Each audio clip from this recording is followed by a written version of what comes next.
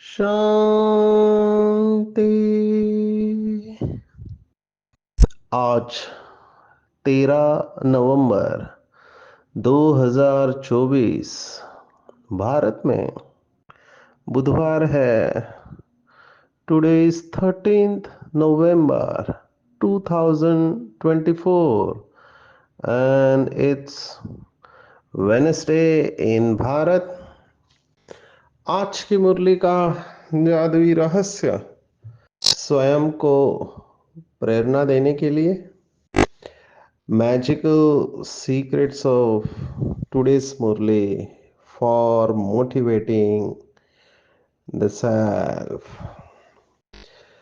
आज की पूरी साकार मुरली श्रीमद् भगवत गीता है। जिन भी बाबा के बच्चों ने श्रीमद् भगवत गीता अच्छी तरह से पढ़ी है उनको तुरंत क्लिक हो जाएगा कि बाबा कौन से अध्याय की कौन सी बात कर रहे हैं। बाबा ने बहुत बार मुरलियों में कहा हुआ है कि भारतवासी बच्चे पतित होने का कारण भगवान को सर्वव्यापी कह दिया है। सबसे बड़ा पाप तमो प्रधान बन गए और दूसरी सबसे बड़ी भूल है कि बच्चे को बाप कह दिया जिसका जन्म श्रीमद् भगवत गीता की वजह से हुआ उसको ही श्रीमद् भगवत गीता का रचयिता कह दिया गया। आज की मुरली में बाबा ने श्रीमद् भगवत गीता की महिमा की है। वैसे तो बाबा हमेशा मुरली में कहता है कि गीता में आटे में नमक जितना सच है। आज कहा है गीता में अक्षर एक्यूरेट है, तो वो एक्यूरेट अक्षर कौन से है वो हम संदर्भ के साथ देखने वाले हैं। बहुत सारी बातें आज की मुरली में श्रीमद् भगवत गीता से आई है। विशेष करके चौथा अध्याय, आठवां अध्याय, नौवां अध्याय, 15वां अध्याय, 18वां अध्याय। आप देखो आज की मुरली में ये 5 अध्याय के बारे में आया हुआ है और हम ये संदर्भ के साथ देखने वाले हैं, माना रेफरेंस नंबर के साथ। क्योंकि मुझे ये बात इम्पोर्टेंट लगी। कई सारे बाबा के बच्चे रिक्वेस्ट करते हैं अभी कि फिर से श्रीमद् भगवत गीता का एक शॉर्ट कोर्स लिया जाए जो इम्पोर्टेंट श्लोक है। अब ये 700 श्लोक कवर करना इसमें समय लगता है और हर एक श्लोक गुह्य है, टाइम लगता है। समय समय पर जैसे बाबा कहता है तो हम उसको टच करते हैं, लेकिन आज बाबा ने स्पष्ट कहा हुआ है इसलिए मैं इसके ऊपर ज़रूर बताऊंगा। अभी हम आसाम में गए थे तो आसाम वाले भाई बहने तो जल्दी समझ सकते हैं कि आसाम में नामघर नाम की कंसेप्ट है। मंदिर होते हैं जिसको नामघर कहते हैं, जहाँ परमात्मा का नाम लिया जाता है और उसमें कोई मूर्ति होती नहीं है। वहाँ की पवित्र आत्मा श्री शंकर देव जो मल्टी फैसेटेड पर्सनालिटी कहेंगे, बहुत कुछ उन्होंने लिखा है अलग अलग सब्जेक्ट्स के ऊपर।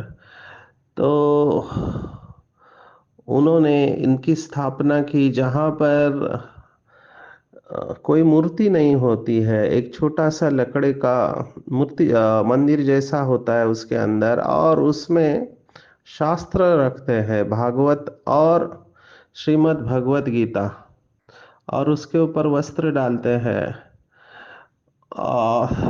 तो उनकी मान्यता है कि निराकार परमात्मा ने साकार में श्री कृष्ण के शरीर में प्रवेश किया। एग्जैक्टली यही बात बाबा आज की मुरली में कह रहा है कि ये कैसे संभव नहीं है। तो श्रीमद् भगवत गीता पढ़ते समय ये कन्फ्यूजन तो आता ही है कि निराकार और साकार ये दो शब्दों में कन्फ्यूजन है। अगर बाबा हमको नहीं मिलता तो हम भक्ति मार्ग की बातों को ही लेकर आगे चलते, क्योंकि ये कन्फ्यूजन आना बहुत लॉजिकल है। जिस तरह से भगवत गीता में श्लोक आए हुए हैं, महाराष्ट्र के एक भाई ने इसके ऊपर रिसर्च किया है, उनकी किताब ने तो सबको हिला डाला। बहुत पुरानी किताब है। उसमें श्रीमद् भगवत गीता जो वर्तमान समय भक्ति मार्ग में है, इसके 3 ऑथर बताए हुए हैं। अभी उन्होंने इनका निरीक्षण इतना सटीक है इस आत्मा का कि उसने स्टाइल बताया है कि श्रीमद् भगवत गीता संस्कृत भाषा में है, तो संस्कृत भाषा की अपनी शैली होती है, तो उस शैली में भी फर्क बताया है।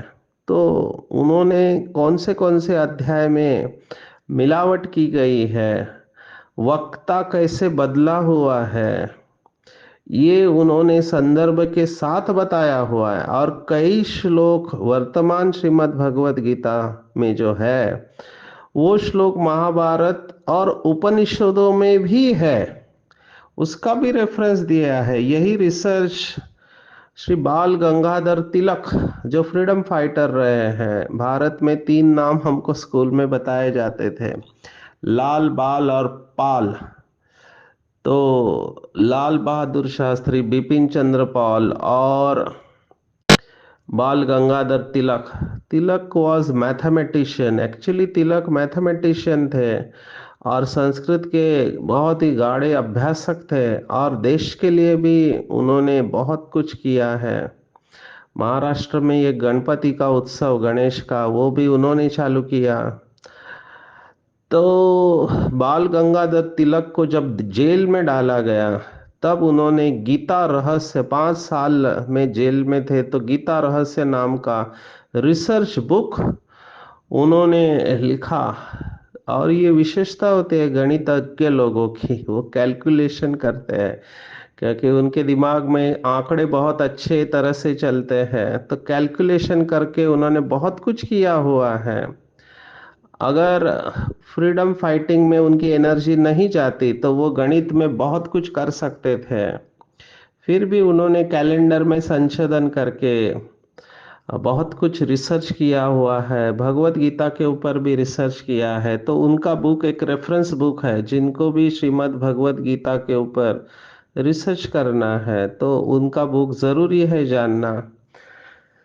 तो उन्होंने भी बताया कि कितने श्लोक कौन से अध्याय में जैसे के वैसे रिपीट होते हैं। इवन आप श्रीमद् भगवत गीता स्टडी करो तो उसमें भी कई श्लोक रिपीट होते हैं। जैसे बाबा का जो फेवरेट श्लोक है मन मना भव, ये श्रीमद् भगवत गीता में 2 बार आया हुआ है। यस, अभी कोई श्लोक 2 बार क्यों आता है? 90वें अध्याय में 34वां श्लोक है, 34th verse in 9th chapter of Bhagavad Gita and 65th verse in 18th chapter of Bhagavad Gita. 18वें अध्याय में 65वां श्लोक जो है, उसकी पहली लाइन सेम है, मन मना भव मद भक्तो मध्याजीमा नमस्करो। दूसरी लाइन में थोड़ा फर्क है, लेकिन ये पहली लाइन वैसे के वैसे है। तो why there is a repetition, एक बार बता दिया तो बाद में फिर से बोलने की जरूरत नहीं है। तो एक बार उपनिषद में बताया तो वहां की वैसे के वैसे लाइन श्रीमद् भगवत गीता में डालने की क्या जरूरत है? इसलिए कुछ लोग अन्य धर्म वाले इसके ऊपर ऑब्जेक्शन लेते हैं। मुझे तो एक दूसरे धर्म के आत्मा ने रेफरेंस के साथ बताया कि आपके श्रीमद् भगवत गीता ओरिजिनल नहीं है, क्योंकि आपकी जो उन्होंने ये गोरखपुर गीता प्रेस करके है, भारत में बहुत नामी ग्रामी है, जो श्रीमद् भगवत गीता की बहुत सारे किताबें या भक्ति मार्ग की किताबें छपते हैं, तो स्टैंडर्ड माना गया है। तो उनके महाभारत में ऐसे लिखा हुआ है कि श्रीमद् भगवत गीता में 745 श्लोक है। तो ये 45 कहाँ से आए? क्योंकि वर्तमान समय जो भगवत गीता है उसमें केवल 700 श्लोक है, तो 45 क्यों कह रहा है? तो उसने वो पेज का फोटो मेरे को भेज दिया। तो इसीलिए इन श्लोकों को या श्रीमद् भगवत गीता को भी लोग क्षेपक कहते हैं संस्कृत की भाषा में। उसका मतलब होता है कि मिलावट हो गई है, ओरिजिनल है नहीं है। अभी हमको ओरिजिनल पता नहीं है क्या है।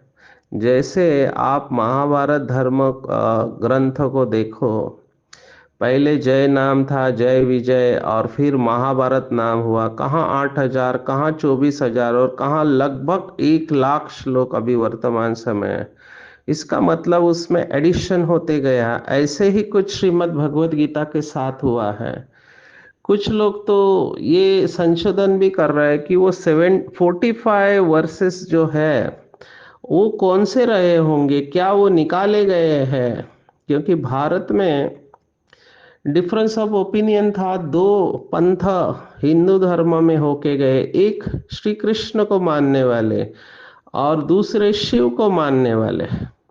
बाबा ने भी इनके बारे में मुरली में कहा, एक शैव संप्रदाय और एक वैष्णव संप्रदाय। तो श्रीमद् भगवत गीता किसका शास्त्र है? निराकार का शास्त्र है या साकार का शास्त्र है? तो साकार माना श्री कृष्ण को मानने वाले, विष्णु पंथ वाले वैष्णव जो विष्णु को सर्वोच्च भगवान समझते हैं, उन्होंने श्री कृष्ण को भगवान कहा है। और शैव संप्रदाय वाले जो है, जो ज़्यादातर दक्षिण भारत में है, नॉर्थ में भी है लेकिन ज़्यादातर दक्षिण भारत में है। तो शैव संप्रदाय, आप कभी कर्नाटक में वगैरह जाए तो वहां पे सेंटर पर भी बीके भाई बहने आते हैं, वो मस्तक के ऊपर 3 लाइन खींचते हैं। और कई लोगों के गले में ही शिवलिंग का लॉकेट होता है। तो शिव को मानने वाले दक्षिण भारत की तरफ काफी है। ऐसे नहीं कि नॉर्थ में नहीं है। नॉर्थ में जब शिवरात्रि होती है तो कावड़ उठा के चलते हैं, आ, काशी में जाते हैं। तो सब तरफ है। बाबा ने तो कहा भारत के हर गांव में शिव का मंदिर है। लेकिन ये दो प्रमुख है, तो एक निराकार को मानने वाला और एक साकार। आपको बता दूं, जब हमने श्रीमद् भगवत गीता का स्टडी करने लिया तो ड्रामा प्लान अनुसार जहां पर श्रीमद् भगवत गीता सुनाई गई, ऐसे भक्ति मार्ग में मानते हैं, वो स्थान हरियाणा में है, हरियाणा राज्य में। और वहां पे वो स्थान का नाम है कुरुक्षेत्र। और श्रीमद् भगवत गीता का पहला श्लोक यही है, धर्म क्षेत्रे कुरुक्षेत्र समवेता युयुत्सवः मामकाः पांडवाश्चैव किम कुर्वत संजय। ये धृतराष्ट्र का एक ही श्लोक है। तो वो समझते कुरुक्षेत्र में युद्ध हुआ, वहां पे ये सुनाया गया। तो वहां पर गीता का म्यूजियम बना हुआ है बहुत बड़ा, तो उसके डायरेक्टर से मिलना हुआ। तो बात बात में पता चला कि वो हमारे अच्छे संपर्क में है। तो जब वो ओपन हुए तो मैंने उनसे एक ही प्रश्न पूछा, पॉइंट ब्लैंक। मैंने कहा आप तो स्टडी करते हैं, आप हर साल श्रीमद् भगवत गीता के ऊपर कॉन्फ्रेंस करते हैं, तो आपके मत से क्या है, श्रीमद् भगवत गीता का जो रचयिता है वो निराकार होना चाहिए या साकार देहधारी होना चाहिए? तो उन्होंने हंसते हुए कहा, ज्ञान के हिसाब से तो निराकारी होना चाहिए। फिर मैंने पूछा कि साकार आया कहाँ से? तब उन्होंने कहा कि द्वापर युग में, ये उनके शब्द मैं आपको सुना रहा हूँ, द्वापर युग में जब बुद्ध की आत्मा आई तो उसके अंदर इतनी ताकत थी, जहां जाती थी, जहां उनका स्पीच होता था वहां लोग कन्वर्ट हो जाते थे। अभी लोगों को डर लगने लगा कि सभी लोग बुद्ध धर्म में गए तो हमारे धर्म का क्या होगा। तो उसके सामने किसको खड़ा किया जाए? माना तब तक निराकार का आ, मान्यता थी। अगर आप देखो, बाबा के ज्ञान के हिसाब से भी 2250 द्वापर में बुद्ध की आत्मा आई थी। और बाबा कहता है कि सबसे पहले शिवलिंग की स्थापना हुई, राजा विक्रमादित्य ने सोमनाथ का मंदिर बनाया। तो आप समझ सकते हैं उस समय 2500 वर्ष पूर्व राजा ने पहला मंदिर जो बनाया वो सोमनाथ का था, वो निराकार का था। 250 वर्षों में जब ये हुआ, बुद्ध की आत्मा आई, अभी इसके सामने किसको खड़ा करे? तो हिस्ट्री आ रही थी कि हमारे पूर्वज पवित्र थे। बाबा ने ये भी कहा, पवित्र राजा पवित्र राजाओं की पूजा करते हैं। तब उन्होंने देखा एक ऐसा चरित्र जो हमारे पूर्वज होके गए, जिनके अंदर सर्वगुण थे, जो संपन्न थे, तो उनको हम खड़ा कर सकते। तो उस समय निराकार को साकार से रिप्लेस किया गया। और श्री कृष्ण के चरित्र सुना सुना कर ये जो दूसरे धर्मों में जा रहे थे उन्हें रोकने की कोशिश की गई। तब से ये साकार का शास्त्र बना है। लेकिन अभी भी भगवत गीता में कई श्लोक है जो सीधा सीधा निराकार के बारे में बताते हैं। तो हम उस श्लोकों को देखने वाले हैं। आप ये 7-8 श्लोक बता के किसी को भी बाबा का यथार्थ परिचय श्रीमद् भगवत गीता के अनुसार दे सकते हैं। पहला पहला श्लोक मैं बताना चाहूंगा, जो बहुत लोगों ने टीवी के माध्यम से सुना भी है। हमारे भाई बहने जिनको संस्कृत नहीं आता है वो भी कैसे तैसे करके सुन सुन के उसको रिपीट करके सुनाते हैं। हालांकि अगर हमारा उच्चार ठीक नहीं है तो लोगों को अच्छा नहीं लगता है। तो वो श्लोक आप सबने सुना है, चौथे अध्याय का 7वां और 8वां श्लोक है। चौथे अध्याय में परमात्मा अवतरण का कौन सा श्लोक है कि भगवत गीता कहती है, यदा यदा ही धर्मस्य ग्लानिर्भवति भारत अभ्युत्थानम अधर्मस्य तदात्मानं सृजाम्यहम्। और 8वां श्लोक है, परित्राणाय साधूनां विनाशाय च दुष्कृताम धर्म संस्थापनार्थाय संभवामि युगे युगे। तो मैं अवतरित होता हूँ, है ना, अधर्म का नाश और सत धर्म की स्थापना करने, साधुओं का भी उद्धार करने, दुष्कृतों का विनाश करने के लिए मैं अवतरित होता। द मोमेंट यू से अवतरित होता हूं, तो जो अवतरित होता है वो यहाँ है नहीं। तो सर्वव्यापी की बात उधर ही कट हो जाती है, क्योंकि अवतरित हो रहा है माना ऊपर से आ रहा है, मतलब इधर है नहीं। या तो इधर है या तो ऊपर है, दोनों बातें फिट नहीं बैठ सकती। मुस्लिम धर्म में कहते हैं 7वें आसमान में खुदा रहता है, वो भी ऊपर ही मानते हैं। क्रिश्चियनिटी में कहते हैं गॉड फादर इन हेवन, वो भी ऊपर मानते। तो हम सर्वव्यापी कैसे कह रहे हैं, जबकि श्रीमद् भगवत गीता कहती है अवतरित होता है। अभी वो कैसे अवतरित होता है, तो हम सीधा जाएंगे, सीधा जाएंगे 9वें अध्याय में। 9वां अध्याय बहुत इंपॉर्टेंट है। 9वें अध्याय में 8वां श्लोक हमने कुछ दिन पहले भी देखा था, वर्थ रिपीटिंग। 8वां श्लोक कौन सा है? 9वां अध्याय राज विद्या राजगुह्य माना राजयोग का अध्याय है। 34 श्लोक है, 34 वर्सेस। 8th वर्ष है, प्रकृतिम स्वामवष्टभ्य विसृजामि पुनः पुनः भूतग्रामम इमं कृत्स्नम अवश्यम प्रकृते वशात्। माना प्रकृतिम स्वामवष्टभ्य, प्रकृति को अधिकार अंगीकार करके मैं आता हूं। माना मैं प्रकृति का आधार लेता हूं। तो ऊपर से आता है, प्रकृति का आधार लेता है। अभी कौन सी प्रकृति का आधार लेता है, तो उसी अध्याय में 2 श्लोक आगे जाएंगे तो भगवान वाच है, अवजानन्ति माम मूढ़ा मानुषिम तनुमाश्रितम परम भावम जानन्तो मम भूत महेश्वरम। माना मानव रूप का मैं आधार लेता हूं, तो प्रकृति का आधार लेता हूं, माना मानव रूप का आधार लेता हूं। अभी ये भी बहुत इंपॉर्टेंट है, मानव कहा है, देवता नहीं कहा है।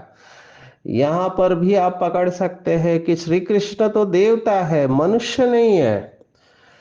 तो मानुषिम तनुमाश्रितम, और मूढ़मति लोग मुझे पहचानते नहीं। अभी मूढ़ शब्द अच्छा नहीं है। मूढ़ माना एक प्रकार के जिनकी बुद्धि काम नहीं करती, जिसको बाबा ने कहा बुद्धिहीन।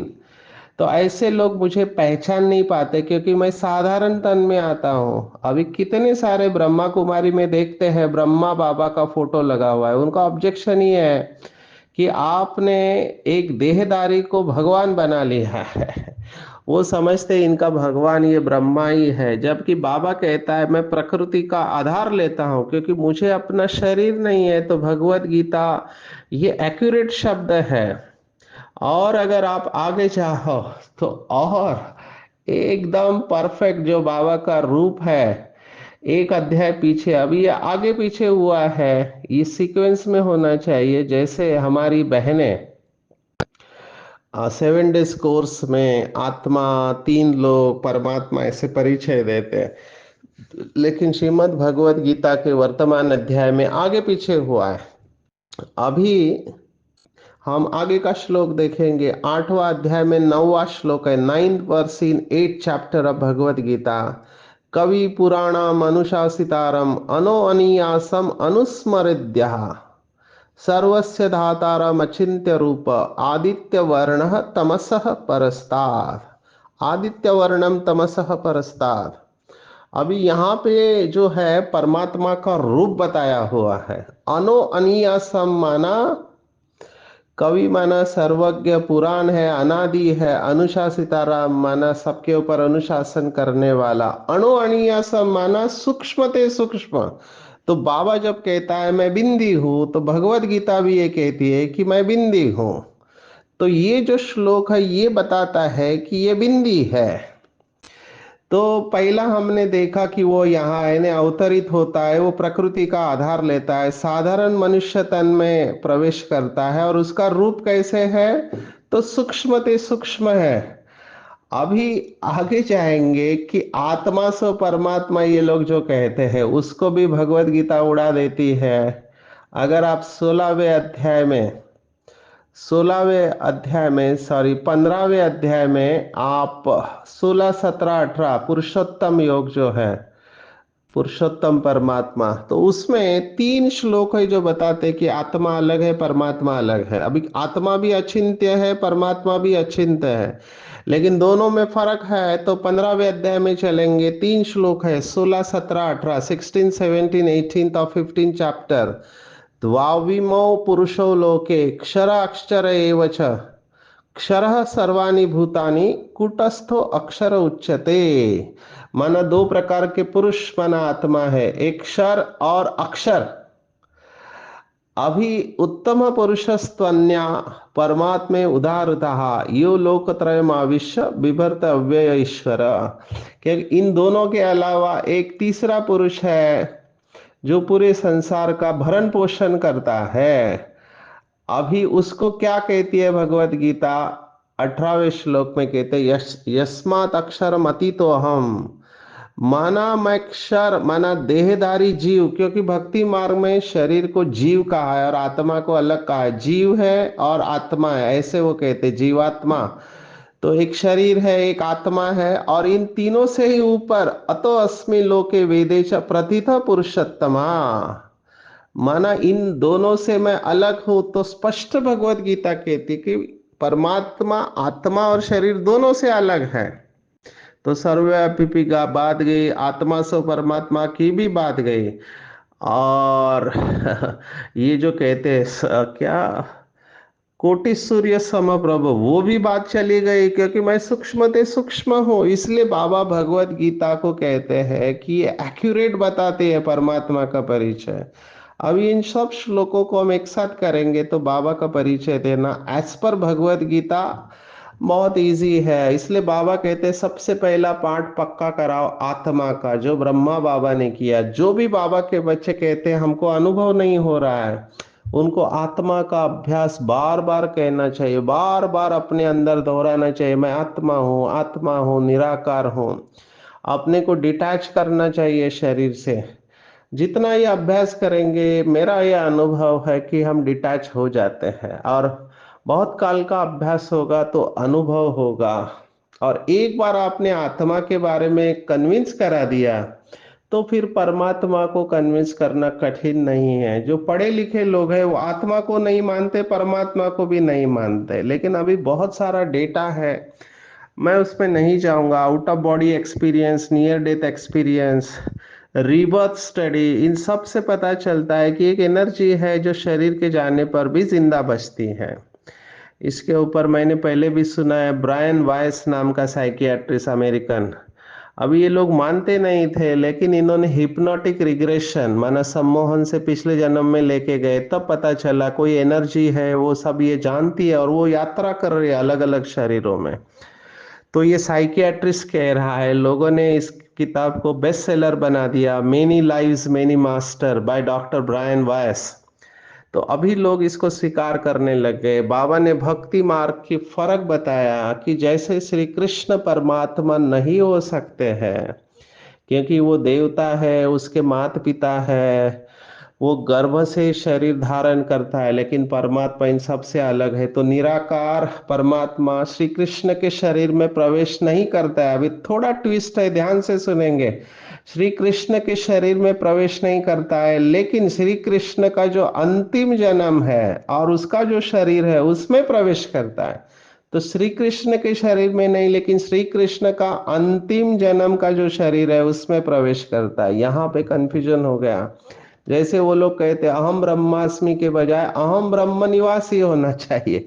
एक शब्द बदलने से कितना भाव बदल जाता है। बाबा को वैराग्य कब आया? क्योंकि बाबा को ये सब भगवत गीता पता थी। बाबा तो भक्ति मार्ग में लक्ष्मी का भी भक्ति करते थे, लेकिन वो पैर दबाती बाबा को अच्छा नहीं लगता था, तो वो फोटो में से लक्ष्मी को मुक्त करा दिया। बुद्धि जब भटकती थी तो बाबा खुद को चुटकी मारते काटते थे या थप्पड़ मारते थे कि मैं कैसे भूल जाता हूँ। तो बाबा ने ये सब पुरुषार्थ किया हुआ है, इसलिए बाबा के रथ को बाबा ने चुना है। मोक्ष संभव नहीं है, ये भी बाबा कहते हैं। लोग परेशान होकर इस जन्म मरण के चक्कर से छूटना चाहते हैं। बाबा ने कहा मोक्ष संभव ही नहीं है, जो भक्ति मार्ग में कहते हैं। बाबा ने कहा क्योंकि आत्मा है, एक्टर है, कुछ भी कर नहीं सकते, पार्ट बजाने आपको आना ही है। विशेष बाबा ने आज कहा प्रत्यक्ष फल। मुझे ये बात भी बहुत प्रैक्टिकल और इम्पोर्टेंट लगती है। भविष्य में मैं एक बार सेशन ले रहा था, तो मैंने सत्युग की महिमा की। तो एक भाई को इतना गुस्सा आया, उसने कहा किसने देखा है सत्युग, क्या है होगा, इस जन्म का बताओ। तो बात बिल्कुल ठीक है। मैंने कहा इस जन्म में भी प्रत्यक्ष फल। फल शब्द बहुत सुंदर है, कर्मों का फल कहते हैं। आज भगवत गीता का ये चौथे अध्याय का श्लोक भी आया हुआ है, 17वां, गहना कर्मणोगति वाला।